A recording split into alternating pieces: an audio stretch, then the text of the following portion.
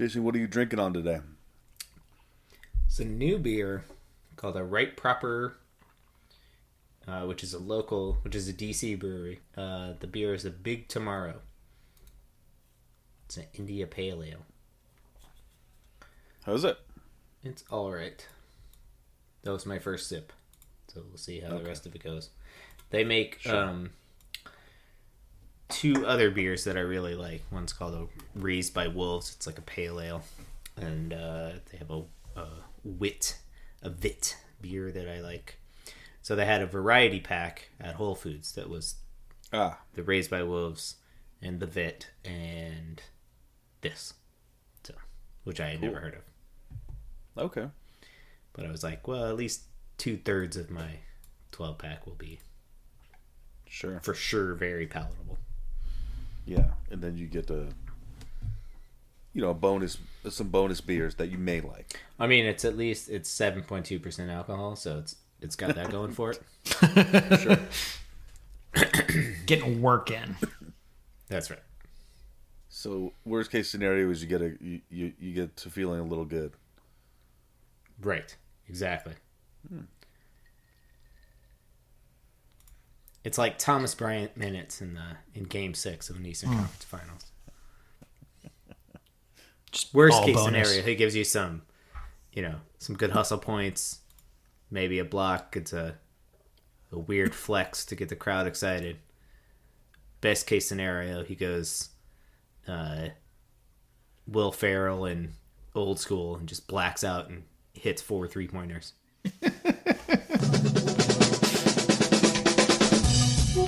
Yeah, so just prepare to... It'll be great. It'll be perfect. Y'all motherfuckers don't watch us play throughout the year, to tell you the truth. I'm gonna be real with you, and I don't care if I get fined.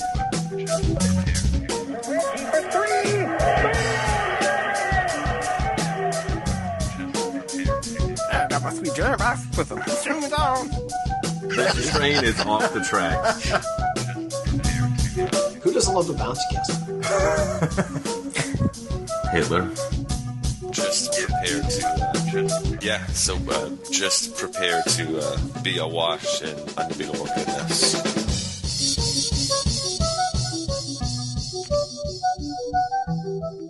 Welcome, Pacers fans. You are listening to the Undebeatables, your semi-weekly Pacers podcast. Today is Sunday, June 1st, 2025, and this is episode 769. Coming to you from Indianapolis, Indiana, I'm your host, Joey Gafrida, the man behind the dials. This show, we know why we're here. We're going to discuss a 1-1 week of Pacers basketball. Joining me this show are two of our three analysts, still coast to coast, like buttered toast. First, from the high school home of Jameson Brewers, Silver Spring, Maryland, it's the doctor, Jason Triplett. What is up, Pacers fans? What is up, Undebeatables? Shout out to the NBA Finals. My goodness. From Tacoma, Washington, out west, it's our enforcer, John Harper. What is going on, fellas? Shout out TNT. Their final playoff coverage of the NBA, ceding their ground to ESPN and ABC going forward. It's change of the guard. Yeah. And also shout out to the guy who makes jingles. Do we have a jingle for this? Oh, the finals jingle? Oh my goodness. Yeah, where's our finals jingle? Hopefully get to use that Colson? a lot. Yeah. Yeah, shout out to Disney and ABC and ESPN for having money to just buy everything. Just buy all the Whatever you things. want. Yep. Yeah. At least it's not on Prime. Correct. What That guy doing buys all the some other sports. stuff that ESPN can't buy. Yeah. What do they have? They got football. They got on there? football. They got Monday Night Football, Thursday Night Football, some kind of football. Okay. Well, if you want to help us become a massive corporate conglomerate, you can head over to patreon.com/undebeatables and support our show for as little as $1 per month. And listen, it's an investment into the future. You're supposed to do that laugh sorry. after the show. Sorry. You're not that. I thought I was on mute. It's not part of the. It's not part of the pitch.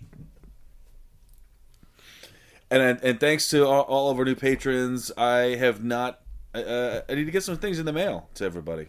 So shout out to our new patrons. Shout who out. will be receiving Shut up. gifts Koozies. to your home soon. All right, guys. We're gathered here today to talk about the Eastern Conference Finals. Since we last spoke, games 5 and 6 have come and gone, and hey, game 5, Pacers went to New York. Did they? Could not get it done. Well, their bodies were there. Their minds, no idea. They were occasionally sentient on the basketball court, but more often than not, they looked like they were ready for the trip back home. There was just very little fight in this one. At really the end of the game, they ended up losing 111-94. That was Thursday, the 29th. But boy, they had it was all breaks, no gas, and not a fantastic showing. So, Pacers come back home last night as we record. Saturday, May 31st.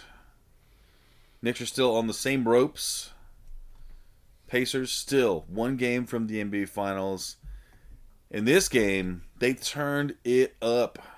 Finished the Knickerbockers 125-108. Connie and I were in the house. She took me to the game, and goodness, the crowd was nuts. I stood most of the game because everybody else was, I'm surprised you can even talk. Yeah, I was Sound a little hoarse. I was hollering. Yeah. Yeah. But boy, they got it done.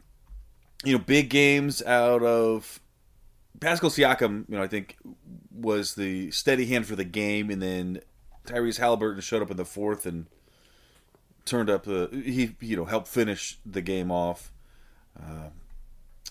About some OB. Boy, I'm looking at the plus minuses here. In the starting lineup, Pascal Siakam plus 25, Nembhard plus 25, Tyrese Halliburton plus 24. It's pretty good. Pretty good for playing against a team who is not super deep in their bench. We had some Obi Toppin chants going on, which was super fun. I was happy that the crowd picked it back up after a review. They were chanting his name. Then there was a review for a foul to see if it was flagrant, and then they started right back up when play started up. So shout out to the fans there. So much fun stuff to talk about. I was personally entranced by the Nembhard-Brunson matchup, which they were going after it. And also, they did show it in the Fieldhouse. Brunson gave a small headbutt to Nembhard. But refs didn't see that one or looked the other way. I don't know. But Brunson was clearly getting pretty frustrated, as would anybody. I mean, the way that Nembhard was all over him, I get it. I understand it. I don't condone it. I think that's where I've landed. So anyway, where we are is that the Pacers are going to the NBA Finals. What? But the Eastern Conference champions, Pascal Siakam gets the Larry Bird Trophy in a close vote. There was 9 votes, 5 go for Siakam, 4 for Halliburton. before we get into anything else, how do you feel about that vote? Jason, where are you at on the Larry Bird Trophy for the Eastern Conference? I mean, MVP? I was fine with it. I thought Pascal was the most consistent dude throughout this series. He had gigantic games in games 2, 4, and 6. Especially in game 6, like the way that he got out and ran the floor was just incredible. Like he was faster than everybody and created so many easy opportunities. I mean, it's kind of what is the word? It's like a symbiotic relationship between he and Halliburton when they're playing like that. They help each other out and make each other look great. I mean, obviously Halliburton had the heroics in the first game, and then had that magical 32-point triple-double with 0 turnovers. I mean, it's hard to top that, but yeah, I don't know. I was fine with it. As long as it doesn't hurt Halliburton's ego at all. I mean, that's the only concern would be that there's internal strife of he was expecting to get the there were these things on Twitter, I don't know if you saw, but like of him at the ceremony when they're like setting up to announce who the MVP is, and he like kind of walks forward a little bit, and then it's just like, oh, okay, cool. But they seem fine. I don't think he cares at this point. We'll just have to get back to another Eastern Conference Finals and win it, and then he can be MVP. I think it's fuel for the fire. Yeah, I think it's more important to get the next one. Mm-hmm. Much rather have the Finals MVP than the Conference Finals one. And this is kind of a new thing, right? Like it's not. It's like 4 years old, I think. Yeah, it's not like historically. We look back at all the greats that were the conference final MVP, so. Yeah, no, it's whatever. I did see that where he was kind of stepping forward to get to his trophy, and yeah, I went to Siakam, who was phenomenal. He was. I think that is actually very, very accurate, where yeah, he was the most consistent and he brought it every night. Halliburton had some off nights where he sort of disappeared.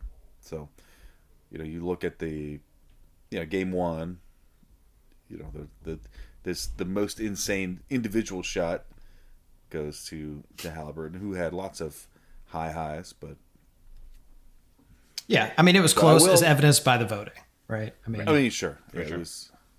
It was 5-4, and it is what it is. Yeah, not a big deal. I think that they're. And I mean, yeah, maybe. To be perfectly honest, I would have given it to Aaron Nesmith, were it not for his ankle kind of failing him in this game and Andrew Nembhard having to step up. So, like, if you could do a combo of Nesmith and Nembhard, I really think those guys were the MVPs. Like, the way that they set the tone defensively made a huge difference. And then, obviously, Nesmith with the, whatever it was, 6 threes in the last 5 minutes of game 1 or whatever. Like, that's historic stuff. Yeah, incredible. We had outstanding play from a bunch of guys to get this thing done. Yep. It really was just like you say. It was very much a team effort. It could have gone. Every night somebody else showed up in a different way. Yeah. So Nesmith's ankle is clearly a little, banged up still. So Nembhard got the defensive duties, and boy, he was just locked in. And Shepard was out there too. Can we get a combo? We should give it a combo award to anybody who had the guarding Brunson responsibilities. Shepard had his time out there too, and I was laughing a little bit because occasionally the ball would find itself to him on offense, and he's like, "This is not why I'm here." He would just he had some like open look. He did take some throughout the series. He did take a couple nice threes, but last night in particular, he passed up some open shots that he could have and he could have taken, but we didn't need it at that point. He was still finding people in good positions, but yeah, there's a lot individually to talk about this game. I guess I'll start out this. I don't want to talk too poorly about the Knicks, but on the way out, I saw this with my own eyes. The Pacer guy that holds the signs under the basket, and he's got the pink flamingo. Mm-hmm. He had a nice homemade sign that said Hicks 4, Knicks 2. And he also stands near where the visiting team exits. And Mitchell Robinson knocked the sign out of his hands. Really? Onto the floor. Yeah. He didn't seem like real angry or whatever when he did it, but it seemed like he's probably just more annoyed. And so the crowd's sort of booing him for that, which I think that's fair. As you will. Yeah. But man, a lot of good speeches after the game. And I was just blown away. I was blown away by the defensive pressure the whole game by the Pacers. It was almost every possession was, full court press. 1 and 2 guys up there making it difficult all game. And, it just really disrupted the New York offense. And also, I think occasionally Big Cat would miss in a defensive assignment, which helps out too. And also, just the fact that, like you mentioned, he's running Siakam's running. He get behind everybody. And we had somebody's got a stat somewhere, I'm sure, but how many easy buckets, like fast break points we had on made baskets on the other end. Mm-hmm. At this point, the way that the Pacers are running their offense is if you hit the floor, you make a tough basket and hit the floor.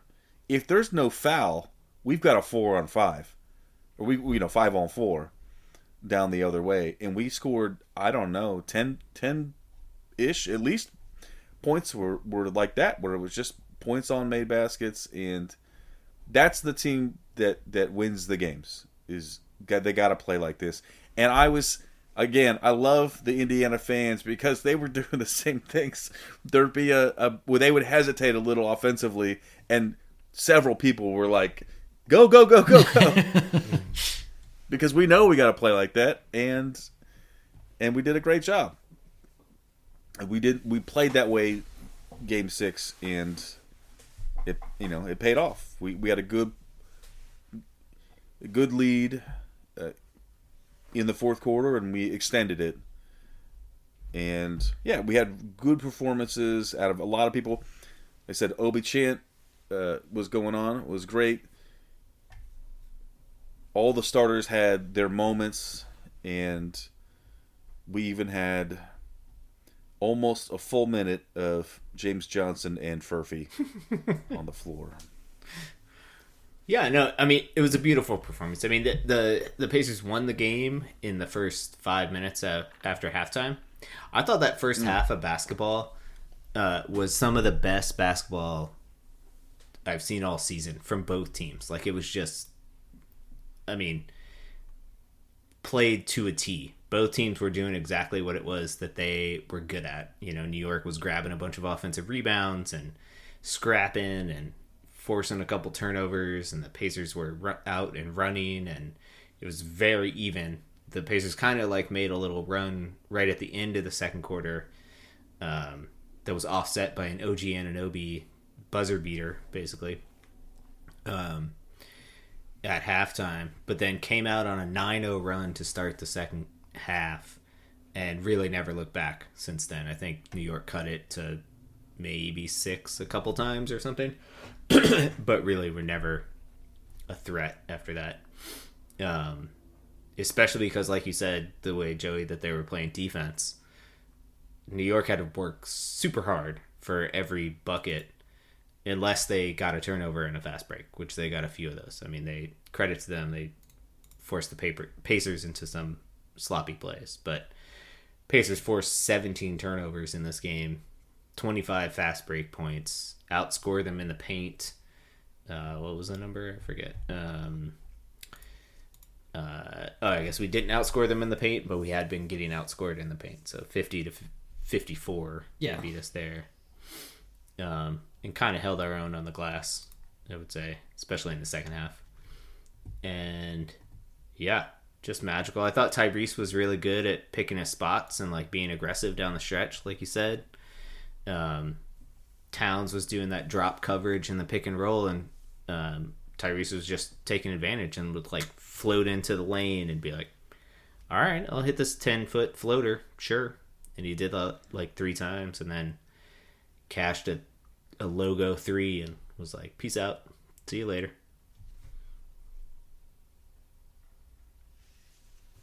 Yeah, that was I don't know what was said in the locker room, but I think everybody kind of knew what they had to do. Disappointing game 5, obviously. You know, the turnaround from game 5 to game 6 was really pretty incredible. The Knicks are a very tough team to play. They get all the way in your jersey. And we did a good job of, you know, making them feel us in game 6 and putting this away on our home court. You look at our offensive rating in game 5 was under 100, which is not like us. And we're like 126 in game 6 as we close out the series. Just a really incredible turnaround. Started off the game a little bit cold from the floor, but just stuck with it. You know, started getting 2 feet in the paint. And even though Mitchell Robinson was eating our lunch, we just stuck with the game plan, wore these guys out as the game went on. And ultimately were able to, you know, put a stranglehold on them coming out of the locker room. It was a really good showing, and they looked in control in this game. Oh, yeah.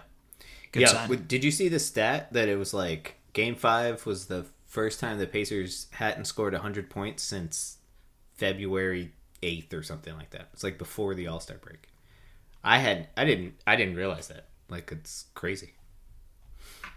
Yeah. That's some very good offensive basketball. That is definitely something we excel at. Yeah. And 7 guys in double figures again. I mean, just spreading the ball, everybody making an impact. Obi just had that stretch in the fourth quarter where he was just everywhere. Just blocks, dunks, turnovers, defense, just all of it. And so cool to see him be able to do that against the team that gave up on him. Super cool. Absolutely, yeah. What was I just going to say? Yeah, Carlisle has his finger on the pulse of this team. Like, he's pulled several really interesting substitutions in this thing. You know, one of the silver linings of Game 5 was Jarris Walker saw some minutes and played pretty well, so he started to get some minutes actually at a pretty crucial time in Game 6. But then, super unfortunately, went down and twisted his ankle really bad. I haven't read the follow-up report. I don't know if we have a... Last thing I saw was that he was on crutches afterwards. Yeah. All we got is status for finals iffy. That's the technical term from ESPN. Yeah. I'm sure he's getting an MRI today or something like that to get that checked out. So that's, I mean, if it had happened to me, that I had to amputate. So it's incredible to me that it's even a possibility for him to play a game. But a real bummer. He really was playing well, and you know, it is great to see Matherin and, you know, both games 5 and game 6 really get his sea legs under him in this series and go into the finals on a high note, because we're certainly going to need that scoring and aggressiveness from him. And he never seems to lack for confidence, but it's good for him to have a reason to be confident and see a few go through the bucket. Did an incredible job getting to the free throw line again in game 6. Really good stuff from him. Yeah. I mean, game 6, he actually I think he only played like 8 minutes or something like that. It was real low. 8 minutes. But games 4 and games 5, he was excellent. But yeah, I think you're right. The point is still made. Like, he got his playoff legs back, and we're gonna need him. Like, we're gonna need everybody against OKC. Like, this team is the way the Pacers are playing. I have confidence that they can beat literally anybody that steps on the floor. But whether or not we can beat OKC 4 times in 7 games, I am not sure, because they are also playing at a very, very high level. So we're going to need all of the horses in the barn. Yep. Best And team in the luckily, we league all close this out. season. Yeah, in 6 games, and Neesmith can, just basically bury his ankle on ice for 3 days, and hopefully it's doing well after that. Yeah. Sure would have been nice to close it in 5 and Yeah. not have those injuries happen, but You'll have that. it happens. It happens. But yeah, OKC, 68 wins this year, number 1 defense in the league. Probably the only team that can challenge us in terms of depth. They are going to be a handful for sure. The schedule for these finals, and I guess I'm not done talking about the Knicks series quite yet, but I did want to. The schedule for the Knicks, the finals it's a little more spread out than the Eastern Conference Finals were. The Eastern Conference Finals were every other day, and this is, there's like 2 days I think between. I think basically every game. It's not quite every game, so it's Thursday. Game 1 is Thursday, then Sunday, and then Wednesday, and then Friday, Monday, Thursday. And then if we haven't beaten them by then. Yeah, exactly. Monday, Thursday, Sunday. But you're right, yeah. But except for the Wednesday to Friday, every one there's 2 days of rest in between. And those home games, for those of you in the Indy area, will be Wednesday, June 11th, and Friday, June 13th. Everything's at 8:30 tip, it says. Oh boy. Is this the Game 2 the is shown to be nightmare? an 8 o'clock tip currently. Oh, 8 o'clock tip. You're right. The Sunday games are 8 o'clock tips. You're right. Good catch. Do you think this is a nightmare scenario for Silver, that the 2 of the smaller markets are playing each other? Like, are the ratings going to be bad? I feel like people who are basketball fans, I feel like this should be fun, for neutrals. But I it's not Chicago, it's not New York, it's not LA, it's not Miami. None of those teams. I think it's okay for it to happen one year based upon the ratings in the Minnesota OKC series. Seemed like those were down quite a bit. So you can probably expect that these will be down a bit too. But that doesn't mean that the level of basketball won't be high. And, right. With the quality of these 2 teams, the NBA is just going to have to figure it out, because this might not be the only time they meet in the finals in the next 5 years. Yeah, and if anything, they did this to themselves, Like, the way that they negotiated the current CBA is promotes parity a lot more than it previously did. So once you have parity, like, you're not favoring the super spendy, expensive coastal teams, and, you're going to have this. But yeah, the way OKC is situated, like, OKC is going to be a contender for the title for the next 5 years. Yeah, it's really the NBA's fault for not, banning Sam Presti from the league. Right, exactly. Yeah. And I think that 20 years ago, this would definitely be Adam Silver's be a killer. Worst nightmare. But we live in an era now where, like, everybody has access to, or most people have access to, much of the league all of the time. People tend to follow players more than they do their local team. So I think there's enough sort of national baseline interest. But of course, yeah, like, would they prefer a New York or Boston versus LA? Like, of course, yeah. Like, if you can pull in the casuals in any of those markets, like, your ratings are going to go sky high, right? Yeah, For sure. for sure. Definitely a thing. But the NBA has also made a ton of money already this year. This is all just gravy for them. So, Yeah, ran into random people today. Jill was wearing her, Pacers shirt, and I had my Pacers hat on, and just random people were like, "Oh yeah, Pacers, great, awesome." So like, there are like, you're still gonna loop in some casual fans. Like, it's just that people follow it. It's gonna be in the news, So Yeah, I definitely had some people texting me last night, that wouldn't in the past. And I guess that's in Indiana, but it's like the people who are aware that, myself and, many of the people around me are really into this. But yeah, they happen to see it. They're like, oh, text this dude. yeah. Man.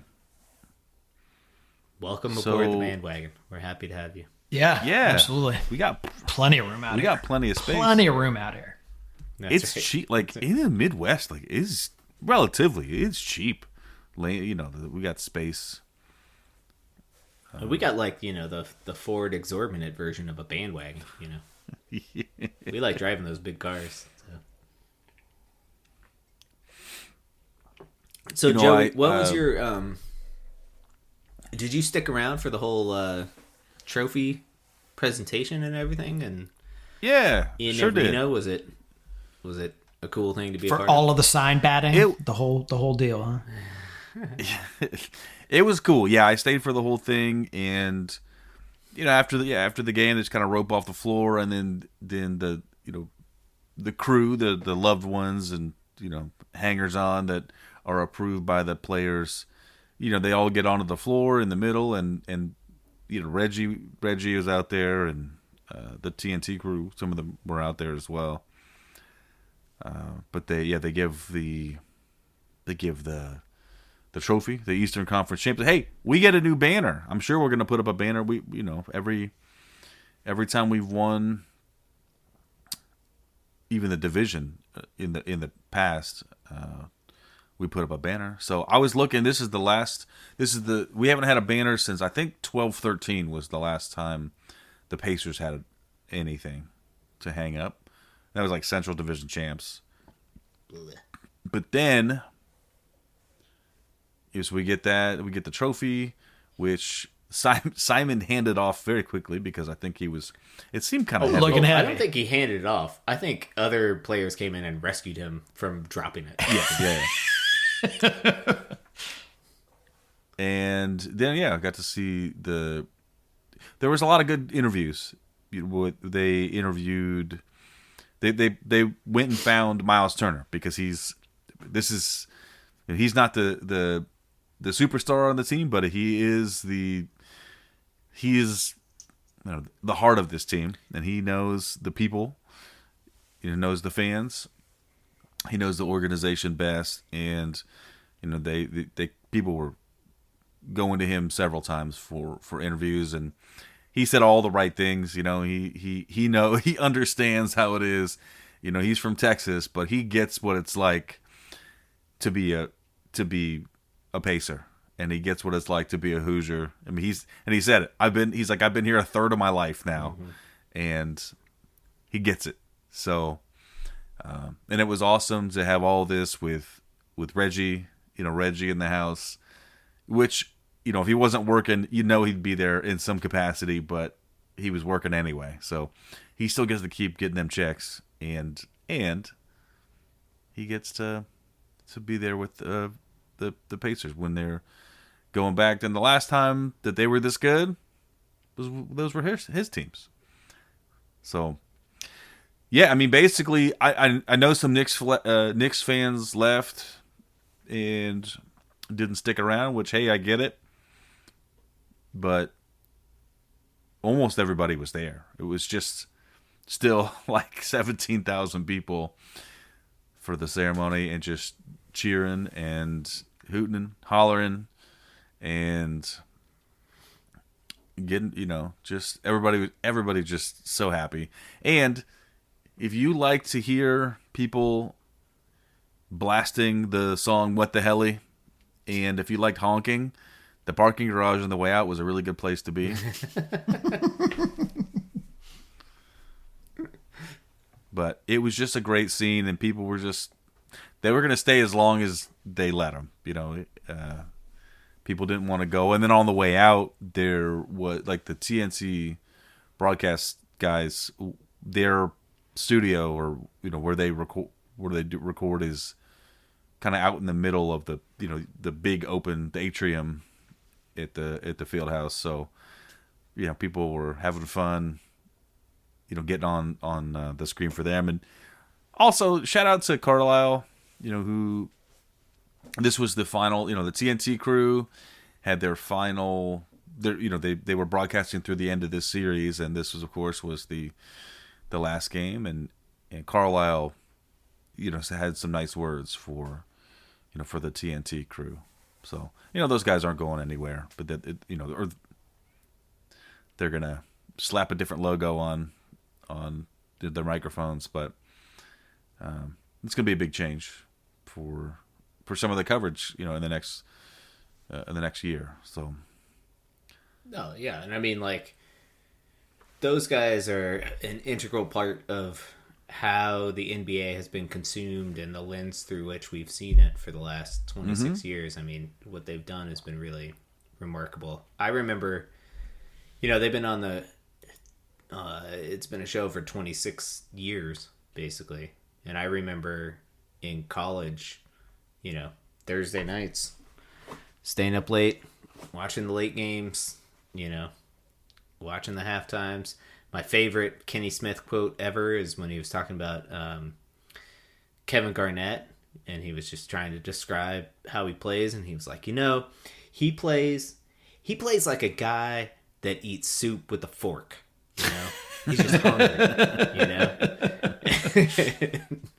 And he's been such a part of my life. So I'm glad they're sticking around, and hopefully, I don't know if you, Harper, did you watch like the end, like the last inside the NBA or whatever, when Shaq basically, well, all of them were just like, all right, we're going to ESPN, like the show is going to be the show. We're not fucking around. Okay. Like, don't try to change us, basically. So yeah, I don't think you can change Shaq if you want to. No, not at all. Yeah, I think Kenny also had my favorite quote of the playoffs too. He said, he said Thibodeau wouldn't play 9 in a baseball game. Yes.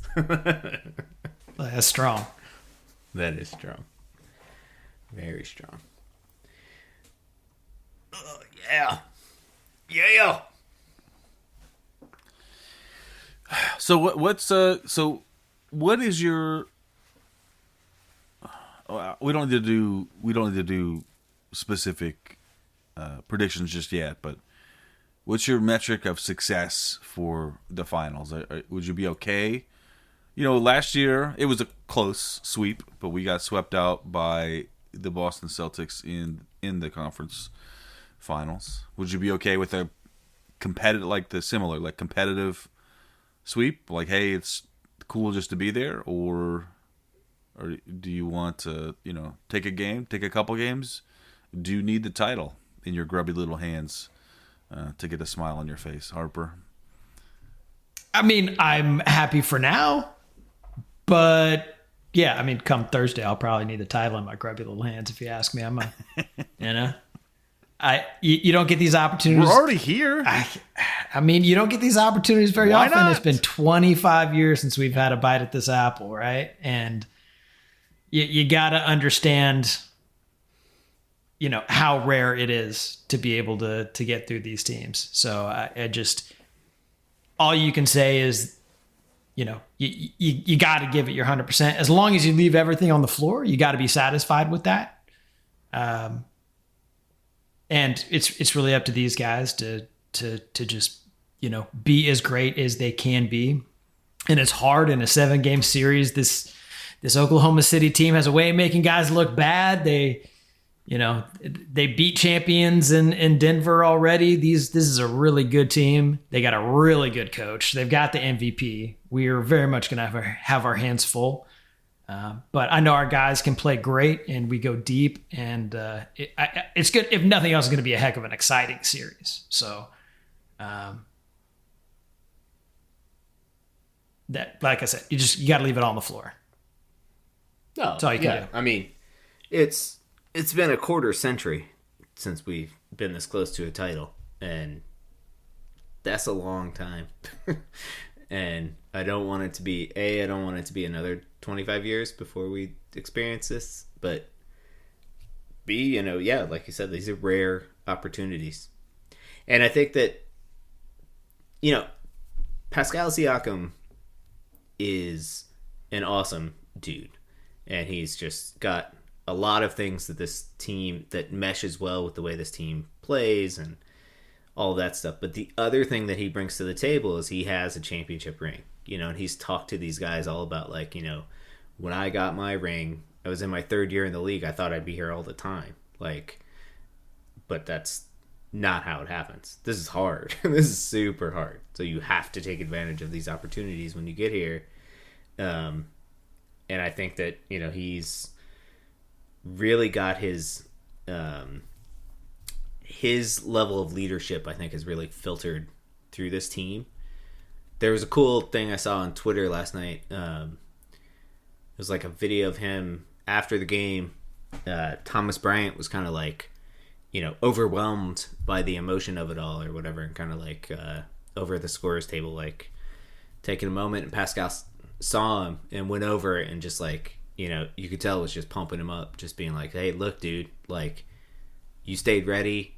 You won this for us, like, and we're going to need you again in the next round. Like, he's so mature and has these guys on the right wavelength. I have,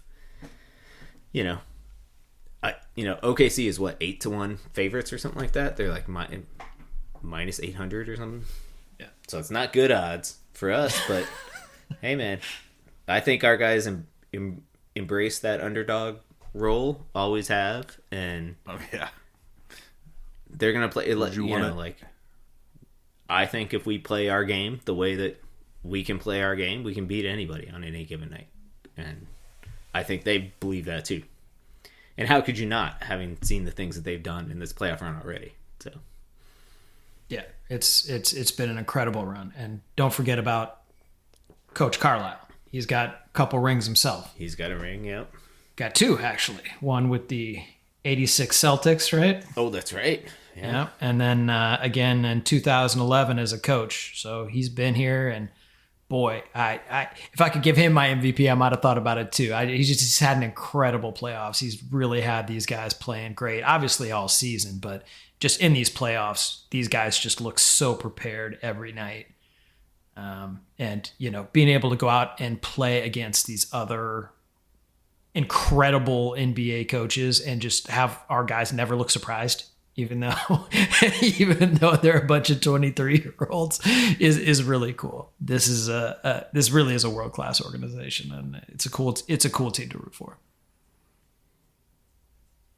Did you agree with Carlisle challenging the play last night where we lost that challenge, where Pascal Siakam, in his natural defending motion, took a knee to his crotch from a natural shooting motion? Yeah, that induced the foul, basically. Yes. Yeah, it 100% induced the foul. Yeah. I mean, I think, yeah. Yes, in theory, he was right, but, like, I would have kept the challenge in my back pocket for later in the game. Yeah. I mean, like, unless it's, like, 100%, I'm not putting a challenge. In the playoffs, for sure, would not exercise a challenge in the first half, for sure. If it's, like, unless it's, like, 100,000%, like, and, like, meaningful, Right. You see these guys challenge plays sometimes, and it's like, okay, the call gets overturned, but then they it was a second foul, and like, it's a tip ball. Like, changes. What are you doing? Those are not good. So no, I mean, I agree with you. I probably would have sat on it, and the outcome of it was real weird. I mean, obviously they stick with the call that that's a natural shooting motion, which I don't think they ever convinced Rick Carlisle of. But then you see the same play later in the game and the refs can't call it because they're like, oh yeah, we already established that kneeing people in the face is a natural shooting motion. So now we got to stick with it. Oh boy, Miles Turner was probably talking 3 octaves higher than he Oof. usually does. Oof. That whole free throw, he was just like jumping around, like, oh boy. Ooh, ooh. Oh, That was hard. yeah, that was rough. But tough guys. All of our guys, tough guys. I mean, kind of a moot point, and Carlisle has otherwise been pretty flawless in his challenges in this postseason. So, get the bad ones out now when it does. Yeah, absolutely. Take that opportunity to improve the process because Right. it's not really his job to make that decision. Like, he's the one who presses the button, but he's got guys that he pays to look at that and Right. evaluate it for him. So make sure that process is better going into the finals because challenges may come into play if the officiating is as flawless as it was in these last 2 games. I was worried. It's a couple points this last game that the team wasn't going to be able to be able to win the game on their own. Maybe say that without really dominating the game much more than the Knicks. There was just fouls were getting weird. Mm-hmm. Stuff was getting weird. and I would say more weird to benefit the Knicks, but then also a couple times was it like beginning of the fourth, like they just repeatedly kept calling fouls against the Knicks, like, and at that point it's kind of what is happening? There's like they called like 4 fouls in like 2 minutes. Yeah. I don't know. It was not what I expected. Yeah, you can knee people in the nuts, you can slap them, you can headbutt them, but gosh darn it, if your feet are half a centimeter too wide on that screen, we're gonna call that pick. Yeah. Yeah, there was just some of those. It was weird. Yeah. But anyway, it didn't matter. At the end of the day, the Pacers had a plenty big lead to make up for whatever was going to happen. So, I mean, yeah, it's tough, but yeah, but you're right. Once you make a call like that, you kind of got to double down forever. And the other thing I'll say about those challenges is, even if you're right, even if you're right perfectly, you only get 2. Even if you get both right, right. You only get 2. So the refs can, it's like, well, it comes down to late in the game, and you've called their crap twice. It's like, well, you don't get a third shot at it. So, but yeah, I'm hoping we keep those a little. I was saying maybe Carlisle was just trying to make a point in this one. It's like, look, I don't need the points, I don't need the call, but I want you to look in the mirror and say that I want you to go out there and say that I'm okay with somebody getting smashed in the nuts. Maybe he's just kind of trying to protect his guys. Yeah, well, challenge taken. Maybe. Yeah. Yeah. Other random notes I'm going to give out to my shout out to my sister who noticed that it's Eastern Conference Finals, so the Knicks brought in who they had Mary J. Blige and somebody else as a halftime act. Naughty by Nature. Naughty by Nature. Wow, that's a throwback. Yes. Meanwhile, the Pacers had dogs catching frisbees and people twirling hula hoops on fire. The way basketball was meant to be, Mm-hmm. And I think the basketball guys rewarded us for that. That's right. Red Panda was their game MVP right there. Game 4. Yeah. Yeah. She was great. She came out of retirement. She retired, right? And then came back. It was like, oh, I don't know. I thought she retired and then was like, these fools can't do halftime acts like me. I'm coming back. No, she was great. And then the woman that performed last night was pretty cool too. Yeah, she was, but she had hula hoops and was bouncing on this huge blue ball. So No commentary from you guys. All right. It's a good thing Coles is not here. Yep. Yeah, seriously. Any other news and notes from Game 6 or the series? I'm sure there are, but Yeah. can't think of them right now. Shout out to the Pacers crowd. Like you said, the crowd was standing up the entire game. Like, I knew it was going to be an awesome environment, but like, I think that took it to a whole nother level. And shout out to you, Joey. It's fun. I think your cheering really took us over the top. Yeah, I did my part. I, of course, give my shouts out to Connie for bringing me to the game. And hopefully get to go see a couple games of the finals. We'll see. Yeah. One thing you guys may not know about me is I've never been to an NBA Finals game. Never. So weird. Can't believe it. Yeah. Yeah. Go to one like every year. Just don't like to brag. Yeah.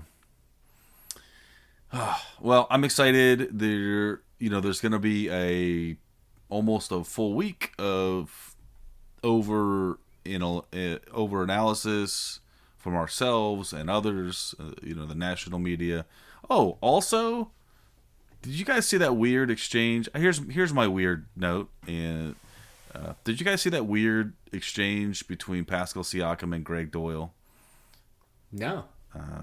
After Game 5, the Pacers had been flat the whole game, and Doyle had his time during Siakam's media, his media appearance after the game, and he's just digging, and trying to get him to, I don't know, just trying to get him to say something. And Siakam was like, "Look, they went out there and they played harder than us." And Doyle basically wouldn't leave it alone, wouldn't let him make that point. He's kind of, I don't know. Anyway, Siakam was just like, "Are you good, bro?" And then the thing that was the most amazing to me was, again, this is a player on the Indiana Pacers. So Doyle keeps kind of going, and then Siakam turns to somebody, I think their media person. He turns to them and said, "Who is this guy?" And he says, "Greg Doyle, Indy Star." And he's like, "Oh." And then ends it right there. But the fact that either he didn't know who Doyle was, who is, he's one of the sports writers at the newspaper in town. Either he didn't know who he was, or he pretended he didn't know who he was. And both of those are, I think, hilarious. And also, because it's the same guy. Same guy who was creeping on Caitlin Clark, and he still got a job. Because there were people behind me that were saying, they were screaming like F. Greg Doyle when Siakam was given his speech after he got the trophy. So I feel like if the fans of the team are yelling unprompted, they're yelling poor things about your reporter, maybe not the right fit. Yeah, probably not. Maybe go to a couple press conferences during the year, I guess, or hang around the locker room if you want to report on the team. Yeah. I can't imagine not taking advantage of the opportunity to do that if you had it. Right. Seems bizarre. Unless he's the kind of principled stance of no, I just observe from the outside. That's where we stand, We don't want to get too close to the players. We like to just you don't want to be the news. Right, well, yeah, of course not. But more so, I want to have an objective, subjective view of them. Yes, that's right.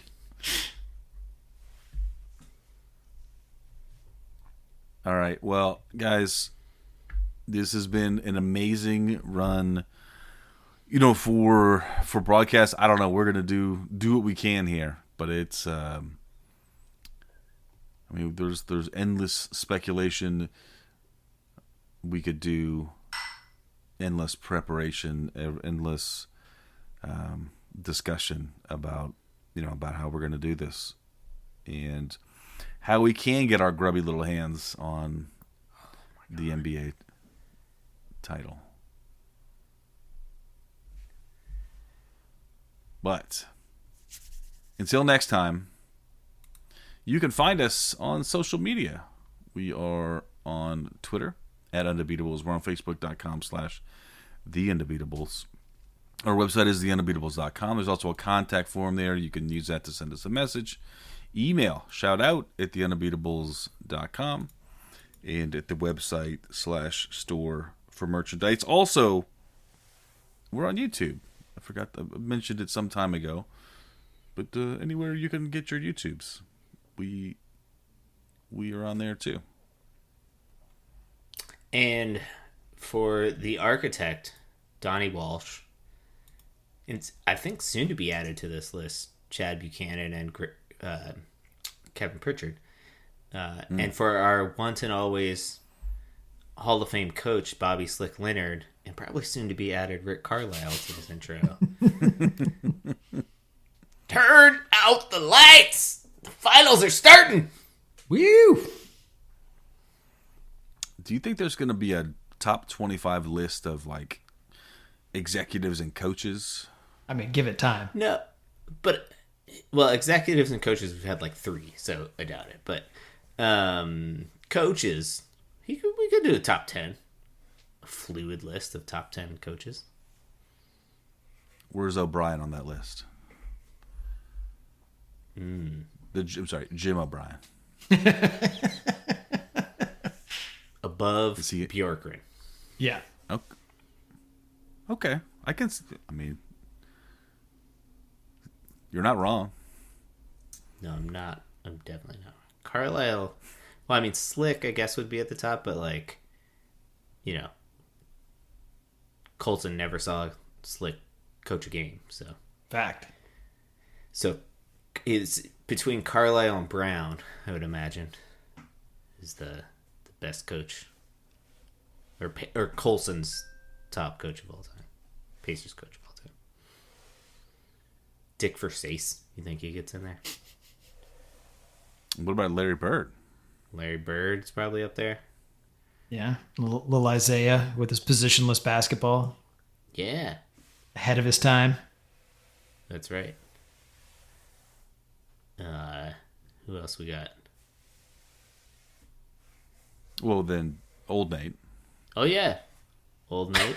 He's just Mr. Mediocre. Mm-hmm. So he'll be at 5.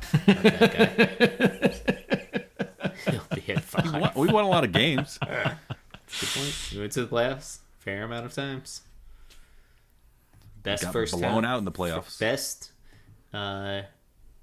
first round loser that we've ever seen, Oh, and then my boy, Vogel. Oh, yeah, Frankie. Oh, Vogel. I think I liked Vogel more than everybody, I think. But I think I think everybody liked him. I liked him. Yeah, I mean, he's got the intangibles. He can spin a basketball on a toothbrush.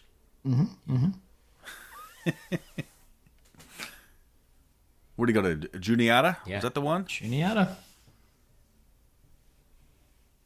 Jason, you did the pilgrimage, right? Yeah. We were driving through Amish country and happened upon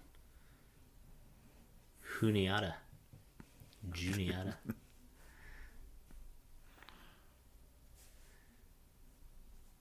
What was it? It like sprang forth the river. Anyway. Yeah. That's a deep cut for the That is. fans. That is deep in our oeuvre.